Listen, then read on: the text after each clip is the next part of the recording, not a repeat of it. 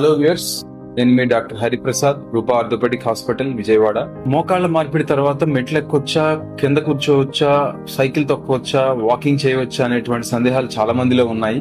అయితే ఇక్కడ ఒక కింద కూర్చోవడం తప్ప మీరు అన్ని పనులు చేసుకోవచ్చు. మెట్లు ఎక్కొచ్చు, వాకింగ్ చేయవచ్చు, బ్రిస్క్ వాకింగ్ కూడా చేయవచ్చు, సైకిల్ తొక్కవచ్చు, చిన్నపాటి పనులన్నీ చేసేసుకోవచ్చు. రెగ్యులర్ లైఫ్ స్టైల్లో ఉన్నటువంటి ప్రతి పని 60 సంవత్సరాల తర్వాత చేయగలిగిన పనులన్నీ కూడా చేసుకోవచ్చు. ఇక్కడ ఒక ఎగ్జాంపుల్ చూడండి. ఈయనకి మా హాస్పిటల్లో 2 మోకాళ్లు మార్చడం జరిగింది.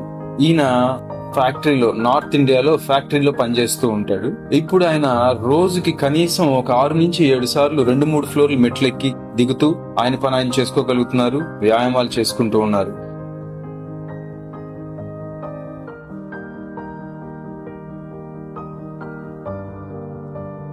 For more information, like and subscribe our page.